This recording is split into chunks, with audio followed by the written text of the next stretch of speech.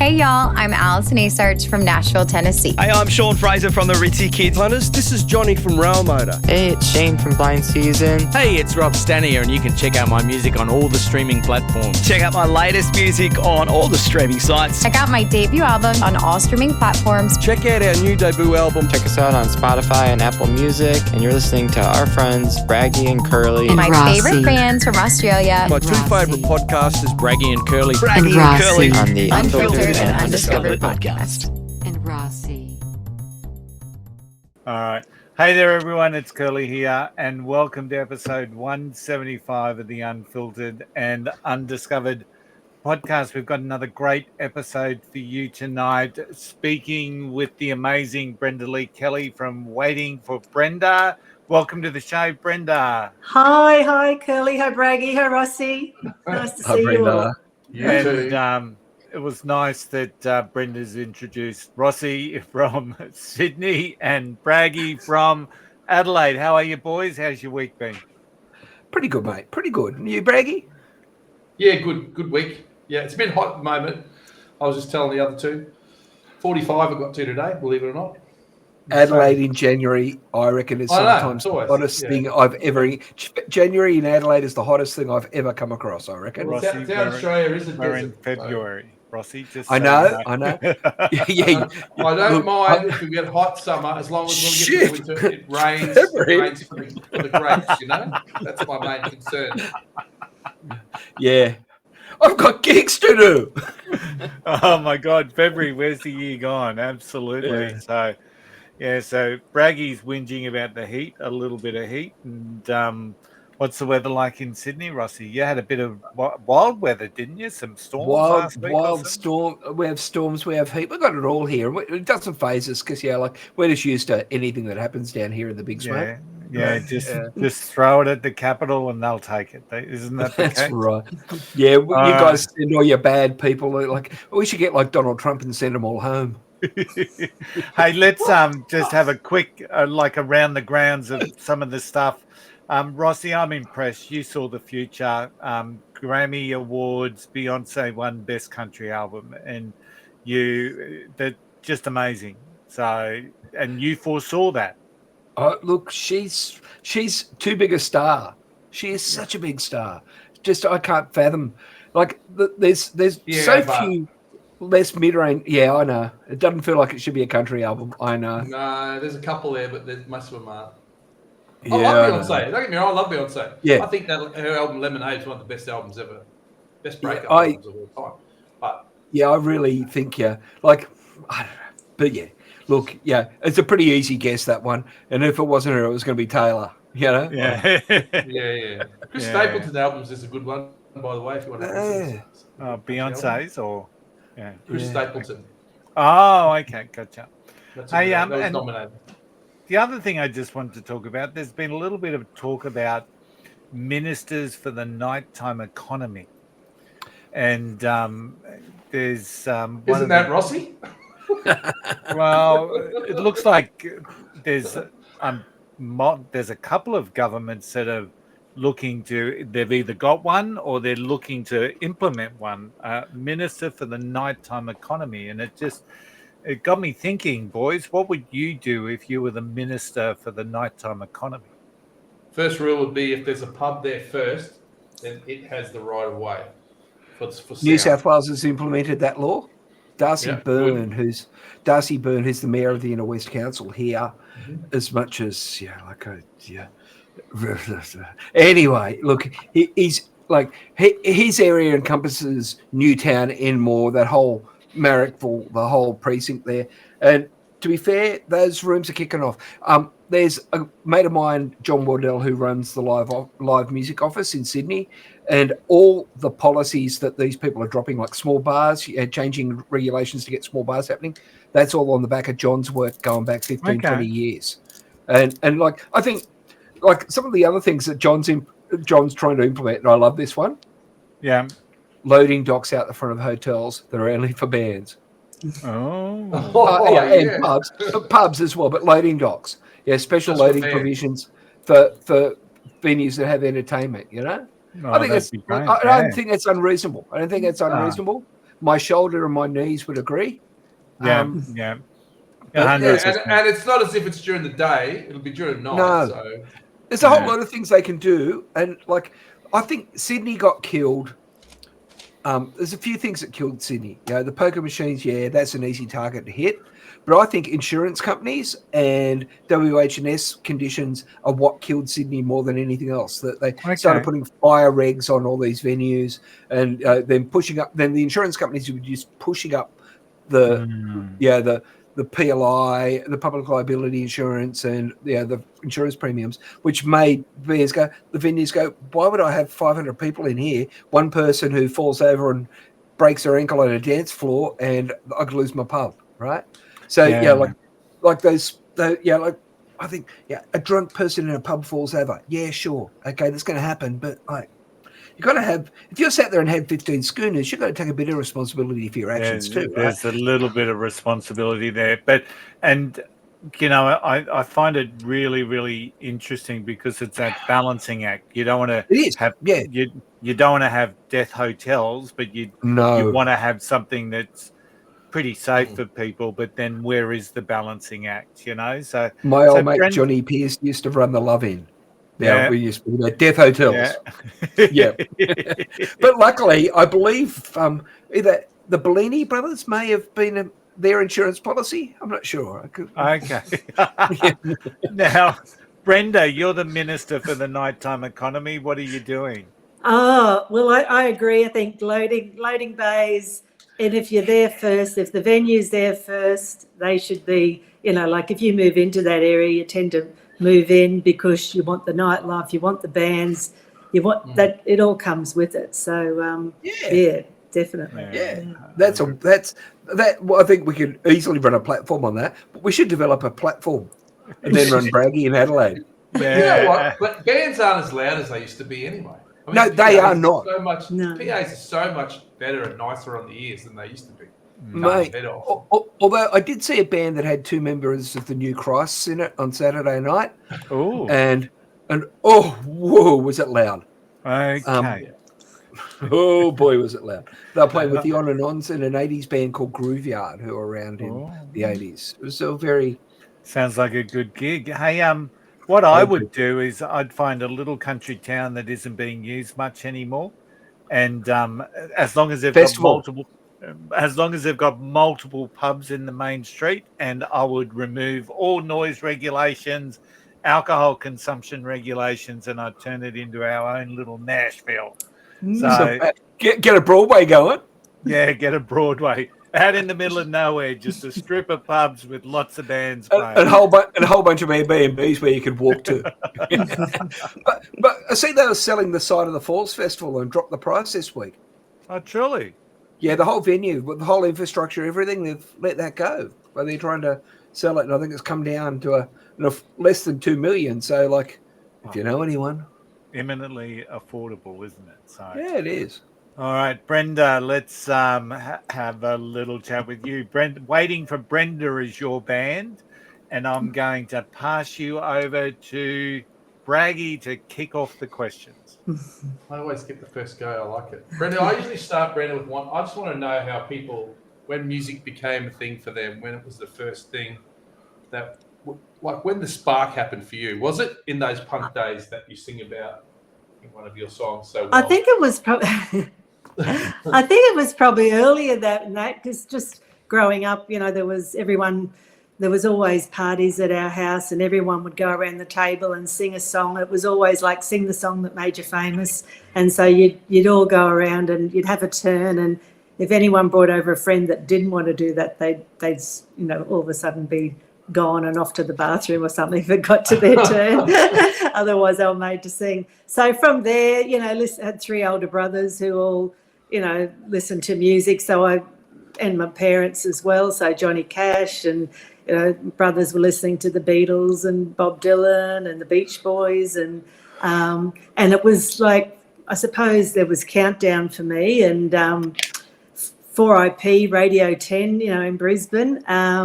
And then as I got older, I could sort of get my own taste. And I remember seeing the sports on Countdown, and I just loved the the sports, Stephen Cummings, and I just think he was a great songwriter.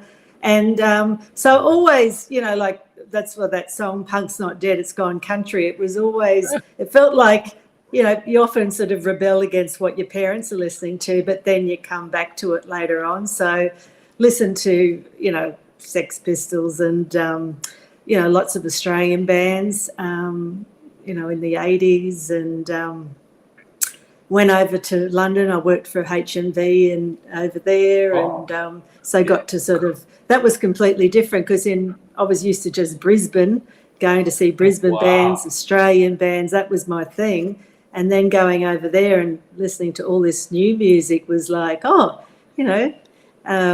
telling them about, Paul Kelly at the time and Go-Betweens. And although Go-Betweens and Nick Cave were popular then in London. So from there, and then I suppose later on, I remember Katie Lang came out with Katie Lang and the Reclines and Dwight Yoakam and the Judds.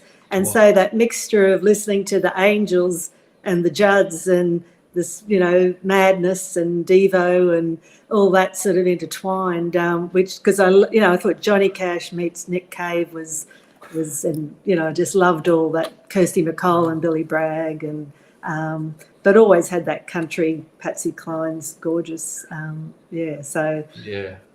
lots of different influences there, just pretty open to all sorts of music, really. I reckon I see a lot of that it's a well-worn path from, independent, like alternative rock and roll over that swampy sort of garagey path. Like the amount of guys I see who they give up their Les Pauls and put on a Gretsch and they start playing a bit of Hank Williams, like there's a lot of those guys around, I know. Yeah, there is. It is. It's like, that's what I think about Joe Strummer and the Mescalaros. I love that album that they put out. And so that was very much punk gone country, and it was just done so well. So I think I've always, and even in the 80s, that Dwight Yoakam came out with that bit of punk attitude at the time. Yes, what was that?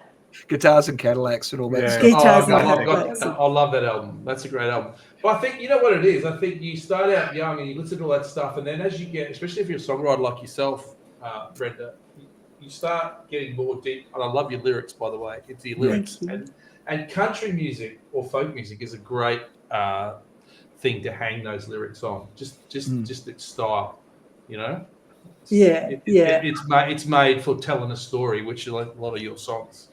I was getting the story thing too. I kind of, I like, but there's a uniquely Australian lilt to the way you tell a story though too, which I kind of, we lean into that a bit, and I kind of admire that. Yeah, an Australian voice is an Australian voice. We don't get enough of that these days. I agree. Yes, I like to. Love Paul Kelly, love Bob Dylan as well, but I suppose Go-Betweens as well. Love their music, who were storytellers about places, and so I've always liked. So having being able to talk about where you're from, and so I think I just love storytelling. I love listening to music. Sometimes I don't even know what the song's about. There's a song by the Decemberists that I love called Down by the Water, which is, I play that just as a cover.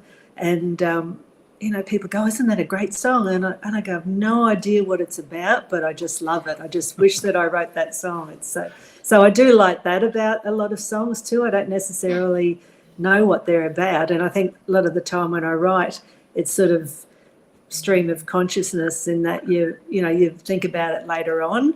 Afterwards, and I've heard I've heard a lot of songwriters say that often it's afterwards that they can get meaning from what the songs are, which is a nice, I'll be driving, to work and all of a sudden that's usually when I get a song in my head and I stop the car. I never used to have to stop the car, but now I do, which sort of stops your train of thought sometimes. But stop the car and get my notes out and get that sort of, those lines into my phone.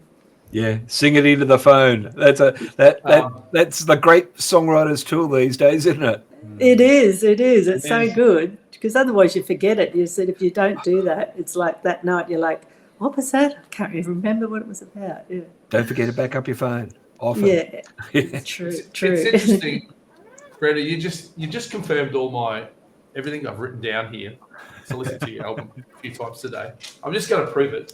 I'm just going to hold it up there on the top there. See, I've got written Nick Cave, Paul Kelly, Marianne Faithfull. Ah. Well, that's front of mind for all of us at the moment, isn't it? Yeah, she was front of my mind as well because my wife loves Marianne Faithfull. Loved her. Yeah. So that's good. But I also heard a bit of the waifs in you as well. That kind of storytelling because they're not really country. I don't count them as country. They're more. No, I mean I've always people often say what sort of music, and it's hard to describe because sometimes I'll say to them, oh well, it's Nick Cave country or it's Bob Dylan because people go, I don't like country. They all of a sudden, if you say country, they go, I like all sorts of music. If you meet someone at a party, you go, what sort of music do you like? I like everything except country. And you're like, oh, okay. Would you like Bob Dylan? Yes. Do you like Neil Young? Yes. Yeah. Well, they do country. Yeah, exactly. It's crazy. Do you like the Eagles? That's right. Yeah. I've worked with many country performers that I'd never ever thought I ever would. Yeah. It's a broad church. It's just a broad church. You can't sit there and go, country is this, because it's not. And on this show, the more we talk to country performers in this country, the more you realize how broad it is. There's a place for all of them, and it's a whole variety of voices, and I kind of dig it. Yeah, and it's hard to, I think, say any sort of genre, really, isn't it? Like everybody, I spoke to somebody in a shop today, and they said they were sort of pop music with a country tinge. So, is it pop or is it country or where's it in?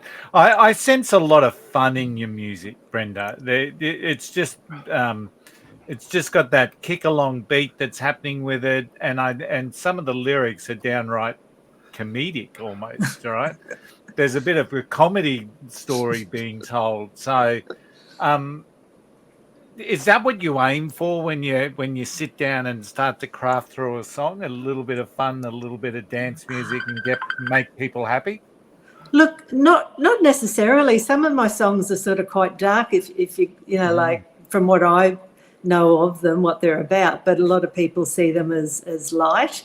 I don't necessarily go into that. I do love a good pun and a good play on words. So I do tend to, find that funny myself. And sometimes, I love it when people do pick that up and they'll go, they'll say a line and I'll go, I didn't realise that you got that, or even the guys in the band will go, like they'll listen to it for ages, but then all of a sudden they'll go, oh, is that what you meant by that line? Or there was something the other week, I can't remember what it was, but there was something like that. A great example of that, Brenda, is she knows all the words to Patsy. I was going to say the same thing, Braggy. sorry to take your thunder. No, very good work, mate. Very good work. I fall to pieces in there. Stand by Your Man, Walking After Midnight, Crazy. All of those in there, but deeper than that, this song interests me because it sounds like it's about, and I don't know if it's about your parents, but it sounds like it's about a couple maybe married in the 50s and 60s that, it reminds me, my dad was a lovely man. He was 20 years older than my mum, and once they got married, mum never worked again. She just was a housewife, so it just seems it's sort of about, I suppose, a couple going through a lot of issues and, like they met, in high school and he was the captain of the team, but then I suppose got drinking as he got older and they were fighting. And even though there was fighting going on, she was music was something that kept her sort of, I suppose, just going. Like, and I always think, when I introduce this song, it's about everyone always having a music in your head and your heart, so that whatever's going in your life, whether it's sad or happy, or that you always have a song in your head or your heart. And so that was how she was as well, was that she loved Patsy Cline. She knew all the work, so whatever was going on, whether it was, particularly if it was tough times, she, she always was singing. So I think that's sort of a good thing in life, to keep listening to music and keep on singing.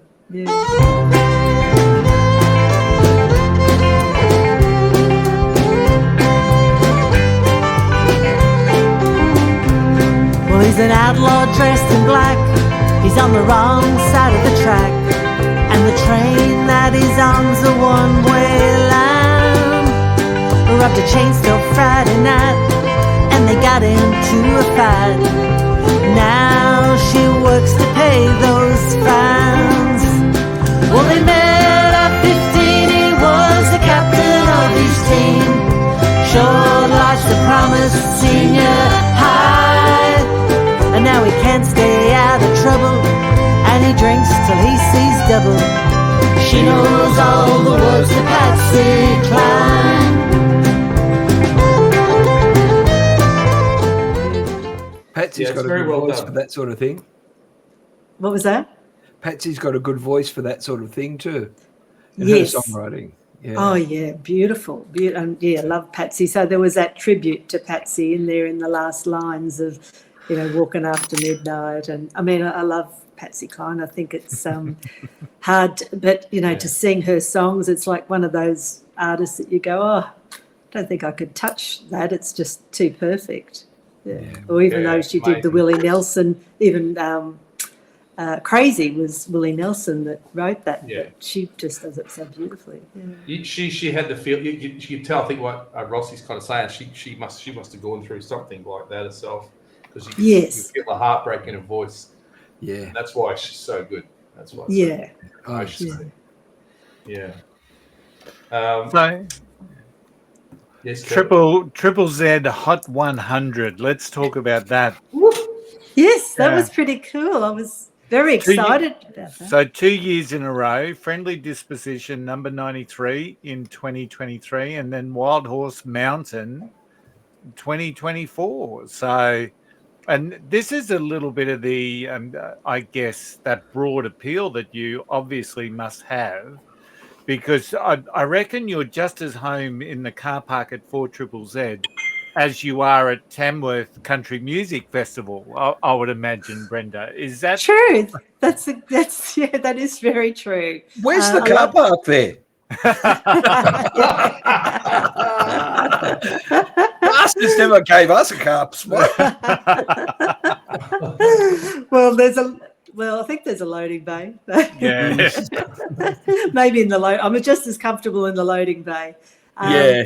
But I mean, I know a lot of your guests have, quite younger, and so I turned 60 last year, and it was like always listened to 4ZZZ, and it was like couldn't believe it that all of a sudden got to 60 and was like, wow, I got in the Hot 100 of 4ZZZ.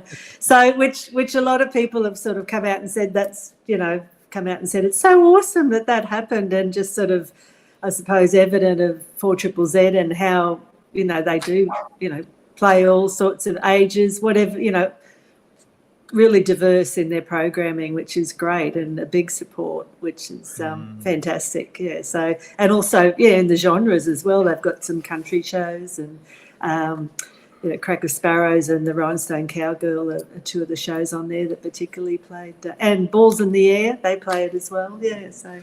I want to go on the record and just say 60, that is young. Yes.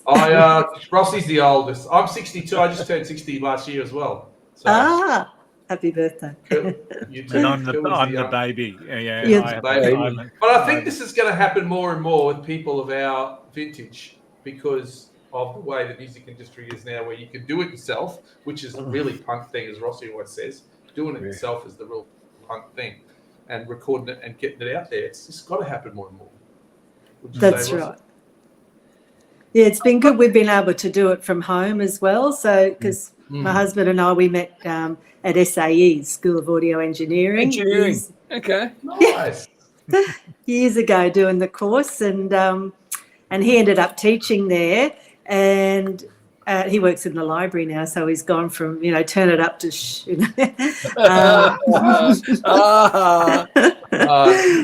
but we do it all at home. It's very basic equipment, garage band we use, and a microphone in the lounge room. There's the the under the house is Studio A, dining room is Studio B, and the lounge is Studio C. That's fantastic. But you can. Like, I was listening to some guys from Spandau Ballet, and like, you would never think, but for them, the DIY punk ethic actually made it so and would you believe Duran Duran? Bands like that really grabbed that do-it-yourself ethic and went with it really hard. Wow. And I think I would never have thought of that. I thought that they were so polished and expensive, but they weren't. Yeah. They only jumped out of the box because they thought, that whole punk thing said, have a crack, just have a crack. And it doesn't have to be perfect. Someone was saying to me the other day that the real professionals finish. They just finish the work and get it out. You don't have to make it perfect. You don't have to sit on it for 5 years. You don't have to Fleetwood Mac rumors it. Just get it done, get it out. One. Yeah. Doesn't matter. Get it done, get it out. And do it yourself makes it easier to do.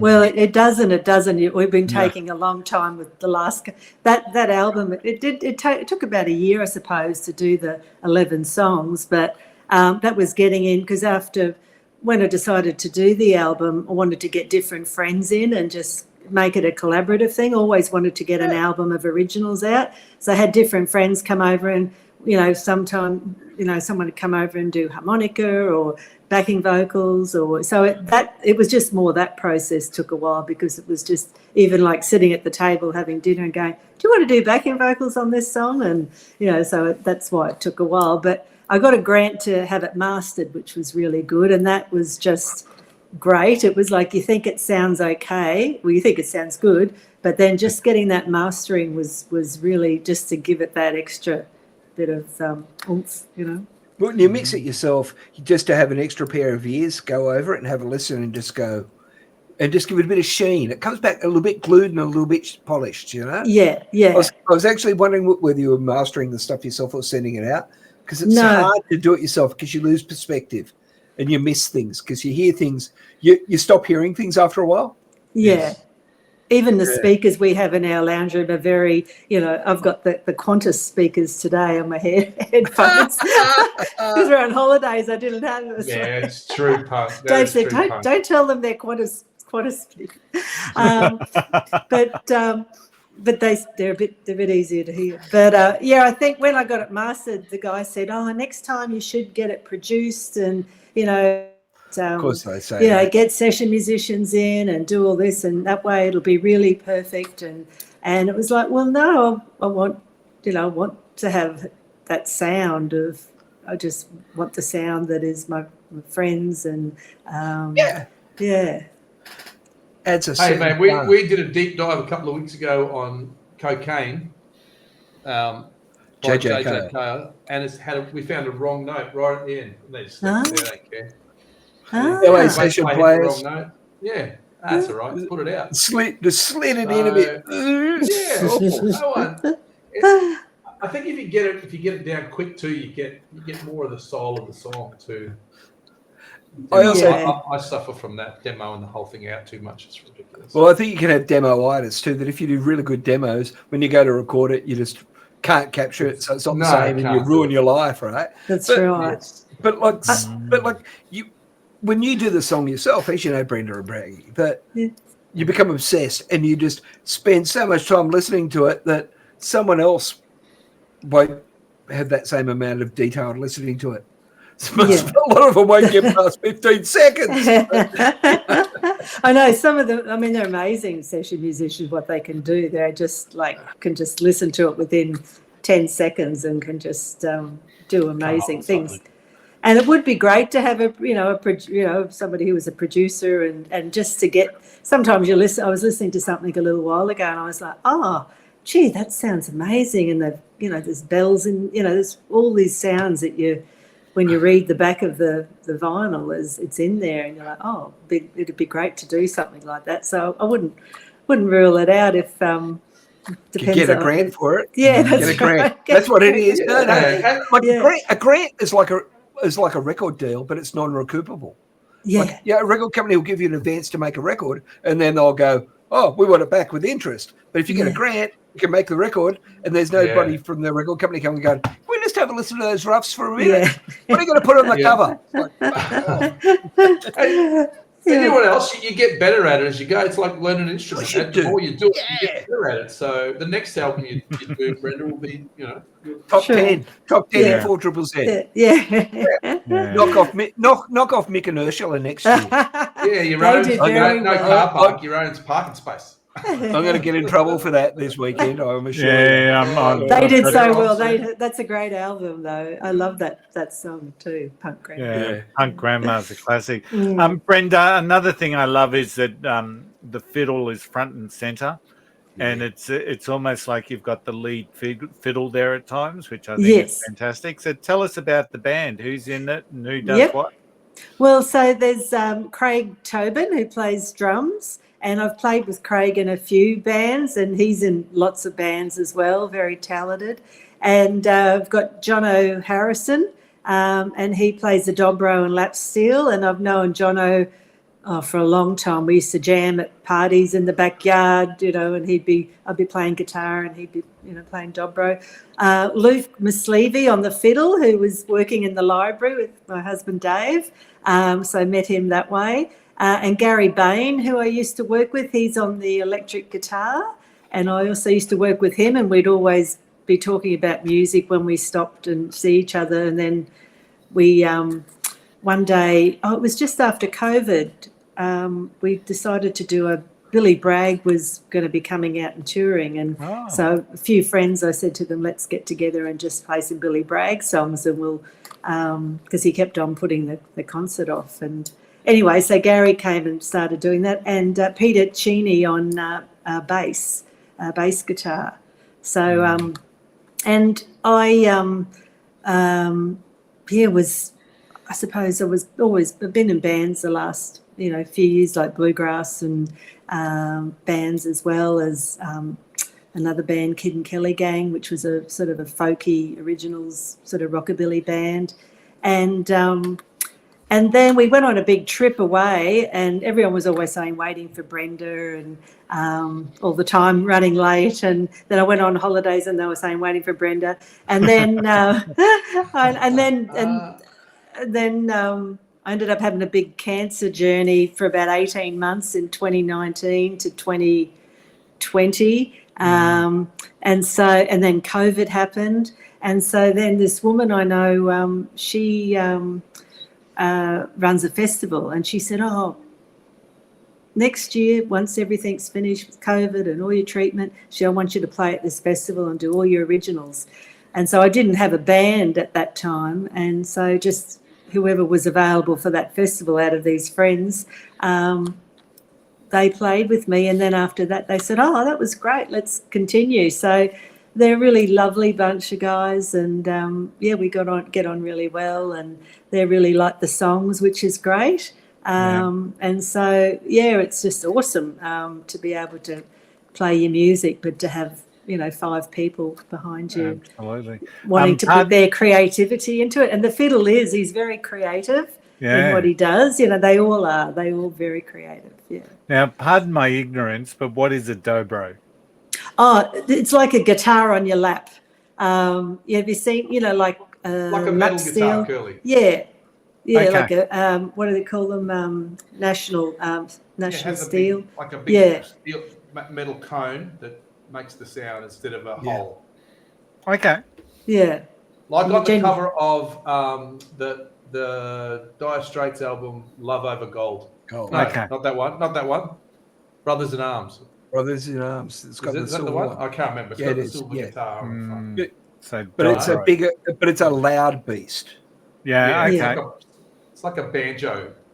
Yeah, it plays lovely sort of lead. It's amazing once you have, like, you listen to it and then you hear albums, and it's on albums that you least expect it to be there. And it's really, so they usually do the lead breaks. They share the lead breaks between the dobro and the fiddle. Yeah. It's the same with that Nashville guitar tuner, Braggy. It turns up everywhere. The Nashville guitar tuning. Nashville tuning, yes. Yeah. The tuning, yes. That acoustic I used that tuning. on one song too, because you would tell me about it. Yeah. Although the difference between a dobro and a banjo is you don't have to take your shoes off to jump on a dobro. I love it. Poor banjo. No one plays banjo in the band, Brenda, do they? No, I do play in another band with banjo. We know a guy. He's in Queensland. We know a guy. Hey, can we talk? I got questions about some of the songs. Go for it. Okay. Is that cool, Curly? We talk about some of the songs because people who are just listening to this and haven't listened to the album yet. I'll tell you what my favourite is. My favourite on the whole album is "Hand Me Down Kisses." That one. That reminds me of Nick Cave. It's got a different feel.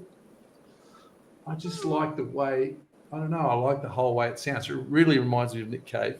And the other one I want to ask about is "Closing Time at the Cemetery Gates." So that grabbed me too, actually.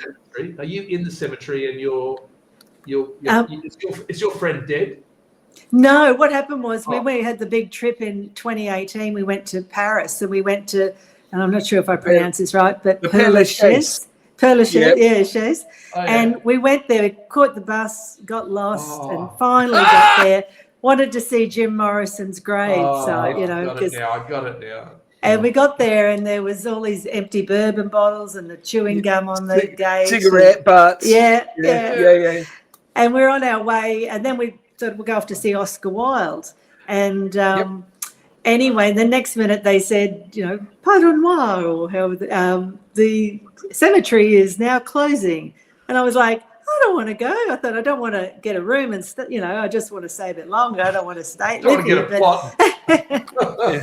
And we'd been listening to sort of some buskers that day, and they were playing sort of a bit of rockabilly, sort of Parisian sort of music and that, and so I was thinking about, had a little drink with a friend of mine, Jim Morrison, and it was raining, and I don't want to go, closing time at the cemetery gates. Yeah, so there you go.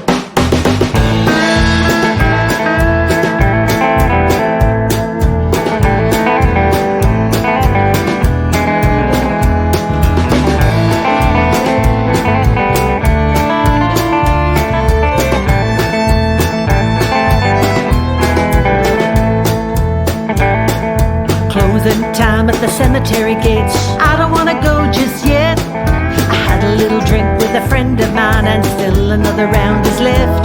But when I close my eyes, the sky is black, my shoes are all soaking wet.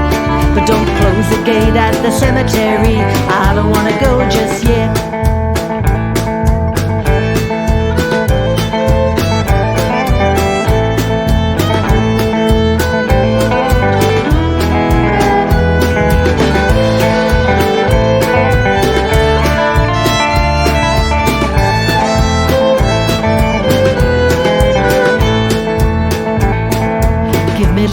Give me half an hour, just want to get myself some rest. I see you looking through me, think I'm wasting time. Well, I haven't even started yet. Oh, when I tried to sleep, even took some pills. I don't want to sleep just yet. Well, tell the taxi to go and don't hold your breath. Let's fill a bottle with regret. Closing time at the cemetery gates, I don't want to go just yet. I had a little drink with a friend of mine, and still another round is left. When I close my eyes, the sky is black, my shoes are all soaking wet. But don't close the gate at the cemetery, 'cause I don't want to go just yet. I don't want to go. We ended up there with the tribesmen when we were in Paris, and it's funny that you're walking in there, and there's nothing signposted. You can't find a thing there, right? And it's like all streets, and we sort of ask one of the cemetery people, can you tell us where this is? And they go, over there somewhere. And you're just wandering around. But Edith Piaf's there too. Yeah, well, we didn't. Wow. That's all we got was Jim Morrison, but it's huge. We got Oscar. We got Oscar Wilde, and it was like encased in glass, and everyone was going putting lipstick on and kissing it. Yeah. I know it's strange because I thought, at first when I heard about it, you think, a cemetery as a tourist thing, but it's a thing. It is a thing. It's the Gothic cemetery in the Paris confines of all the arrondissements. Yeah, Very cool place. Yeah, it was from what we saw, it was interesting. It was just nice to go to a different suburb as well, and just to look at it and walk around. Takes you a while to find. It does. We got lost. Lost as you do. Actually, sorry. No, it makes sense now that whole. I really love the song. I'm going to go and have another good listen to it now. Yeah. Me too. Well, we started playing it at the Cave Inn in Brisbane, and this one guy started doing sort of like a zombie dance, and now every time we play it, we're sort of like everyone starts doing the Herman Munster sort of more the B grade, 60s zombie, not the new one. And the hand-me-down kisses, our son contacted me today, and he just messaged me about an hour ago, and he goes, hand-me-down kisses is stuck in my head. I was like, at last, it's worked. The subliminal messaging, suddenly, Yeah, I just like that's different to all the other. I mean, they're all fairly different as well. The other one I had a question about was Bernard Starr. Boys, if you don't know, Bernard Starr is the fourth closest star to Earth, apart from the Alpha Centauri 3.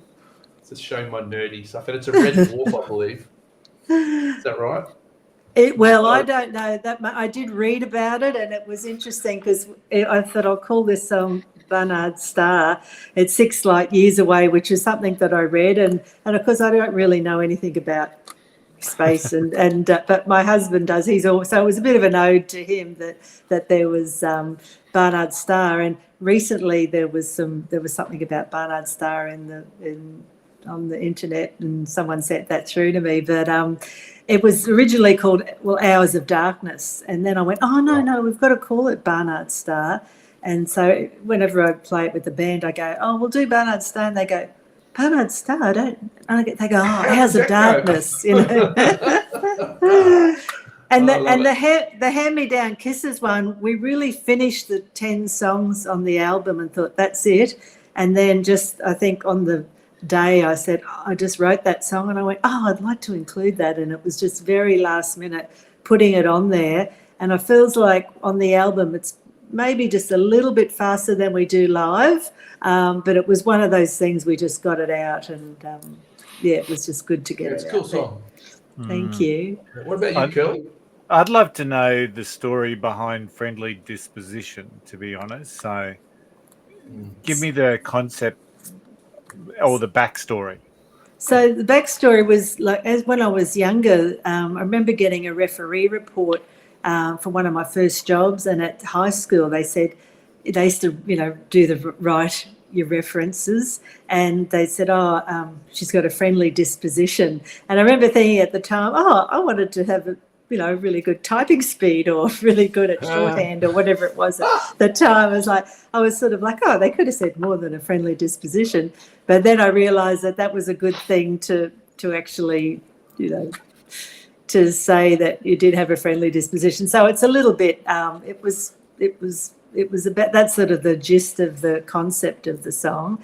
And it was sort of, written more of like a stream of consciousness. When I wrote it, I really didn't know. It wasn't until sort of afterwards that you go, that's what that's about.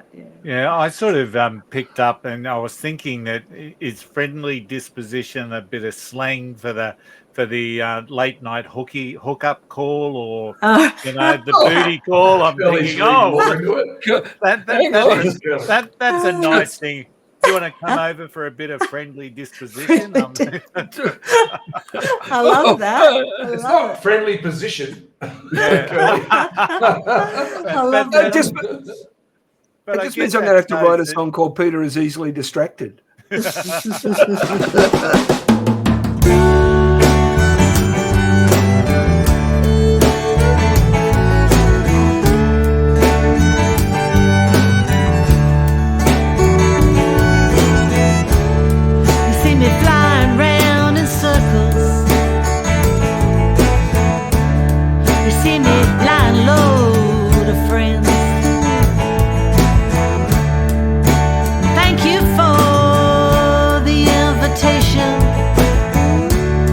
But I prefer to stay home and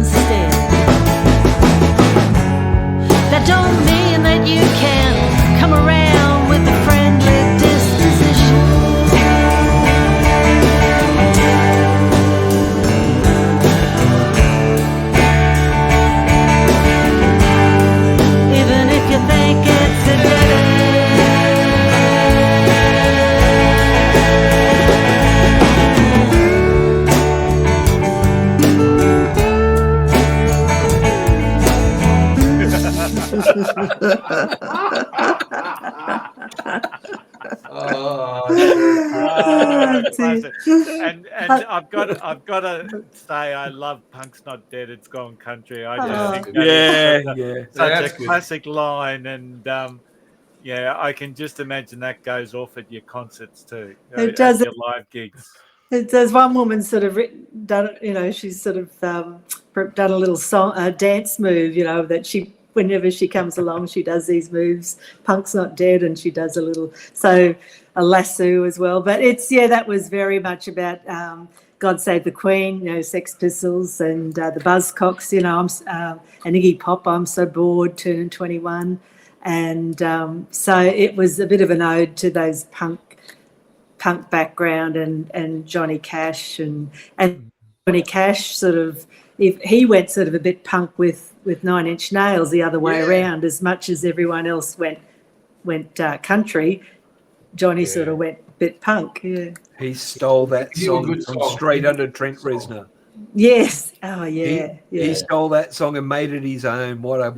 And it was dark, and I think I told you, at the Johnny Cash Museum in Nashville, they've got a whole ode to discussing that. You just stand there and you just in awe of that song and what that man did to that thing. Yeah. What the man did to that. And Trent Reznor goes, yeah, it was my song. Then when he did it, he just went, damn it. It's not mine anymore. It's his. That's awesome. That's Rick Rubin for you too. Yeah. Yes. And that's why you need a producer. Yeah. He's one of those producers who sits there and goes, I don't know. What do you think? Yeah. Rick Rubin. I'll look up. I'll see if I can get Rick Rubin's in a grant. You never know. Hey, if you don't ask, you don't get. If you don't right. A lot of those people are sitting around doing nothing. Yeah. And they're always looking for something interesting to do. True. Yeah, absolutely. So, Brenda, what's up next? So you seem to play quite a lot around the place. So any gigs coming up? Well, we just finished a couple of gigs that we did the Triffid about 2 weeks ago in the Cave Inn last week. And then we've got a residency at the Triffid, but not till June. And we've got a few people away over the next couple of months. So just going to spend the next couple of months recording. We've already got some drums down and some bass. So just going to keep on layering and hopefully get those, at least get one song finished and then just get the next ones done. And then the thing is, it does take time. When you go into a studio that you pay for, you tend to do it all in 1 or 2 days. But at home, because it's like, well, what are you doing next week or the week after or next month? It sort of takes a bit longer. So, and I find that when I'm writing, like I'll write a new song and then I'm like, I'd like to do this one now. You've just got to take time and you want to just keep writing but get those songs out. Hopefully it'd be good to get another albums recorded by the end of the year. We'll just see how we go with time. Cool. Get them out there. Yeah. All right. So, final question. If you were to give us a song for the boys to do a deep dive to, a mystery song deep dive, which song would you love to see the boys dissect? Gee. Australian band or anything. anyone?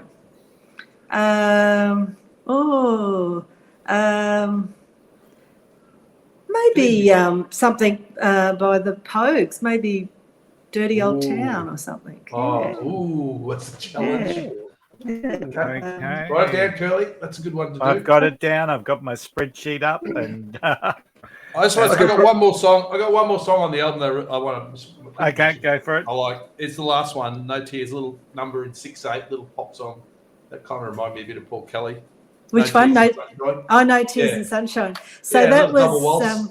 I worked in a bus company when I first left school, which was terrible place to work, but it was there was a bus driver there, and he was from out west, and he'd been a rodeo rider, and he'd previously broken his back, and he became a bus driver. And they used to go out west, all these buses. And one of the girls that I worked with, I was 16 at the time, but she was 32, and her and I got on really well.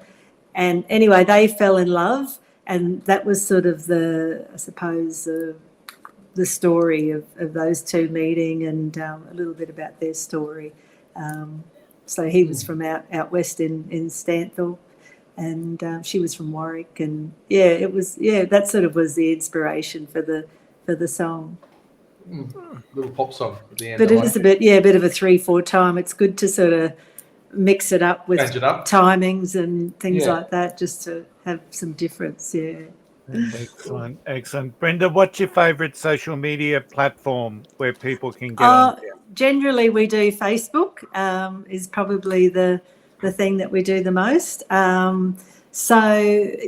Waiting for Brenda in Facebook. Do Instagram as well, but not as much. I just tend to do it all myself, all the publicity and promotions. And I was just talking to someone today in Caloundra, and they were singing, and they had like 29,000 followers or something. I was like, how do you get all that? Hard work. It's like, you want to share their tips? I know. They said, oh, well, we did have a label covers. And a publicist. And what's that? Beatles covers. I don't know. It was like, wow. So, that's where we started, is Waiting for Brenda on Facebook. So, and people that we've got on there are all really people generally that we've met and come along to gigs, and which is great. So, but we went to Sydney last year, which was also good to come out. Where'd you play down here? Gasoline Pony at Marrickville. Oh, okay, Gasper. Yeah, nice little bar. It is nice. It is lovely. Yeah. Went down there. A lot of those little micro bars in Sydney. Marrickville's got a lot of them. Yeah, it's a great place, isn't it? It could have. I think that was really where I think the style of music that we're doing was really suited in that area. Yeah. And everywhere else I contacted, they were like, "Oh, you got to give us a year's notice," and it was a lot more harder to get into. But I went there the year before. We went to that venue and got talking to the people there, and thought, "Oh, this is really nice vibe and nice people," and thought, we'll come back here. Everyone will love it. So we just had a nice weekend away and went there, and it wasn't the high ace van of the 20s. It was, we flew down and felt a bit wrong, but it was like, I'll do that. We'll be comfortable. If you can afford to do it, do it. That's right. Absolutely. Brenda, it's been absolutely amazing speaking with you tonight. Thank you. I'll make sure all your links are in the show notes, and of course there'll be snippets of the song throughout the episode, so people can check it out.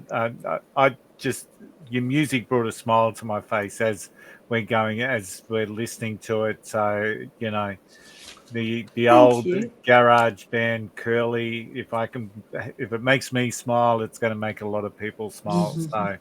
Oh, awesome. Right. Lovely. Thank you for having me. It was awesome. No, it's really been great.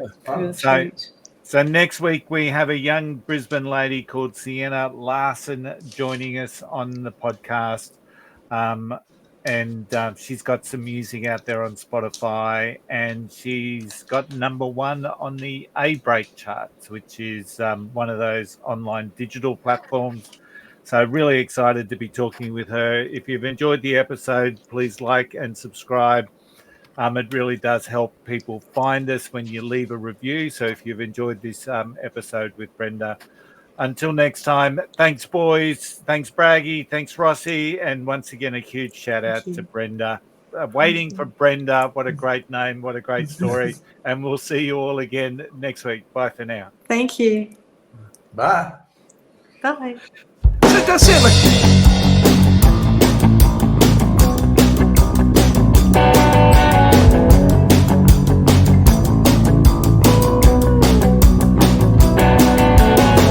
God save the Queen when I was 16. Lots of fast cars, turning 17. I'm so bored.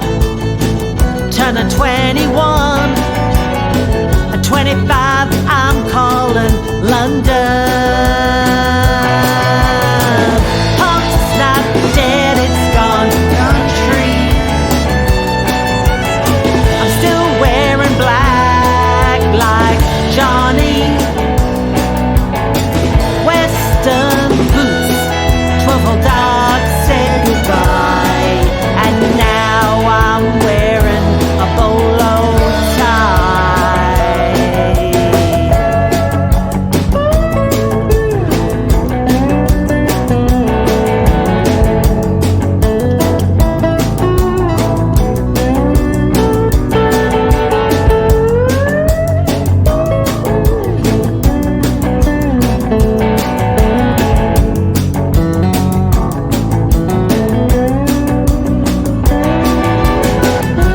got hurt on a 9-inch nail. Loretta's wearing stripes, but she's not in jail. If Hank was alive, would he be proud? And Joe's looking down, and he's strumming now. Punk's not dead, it's gone country. I'm still wearing black like Johnny. Western boots, 12-hole dogs said goodbye. And now I'm wearing a bolo tie.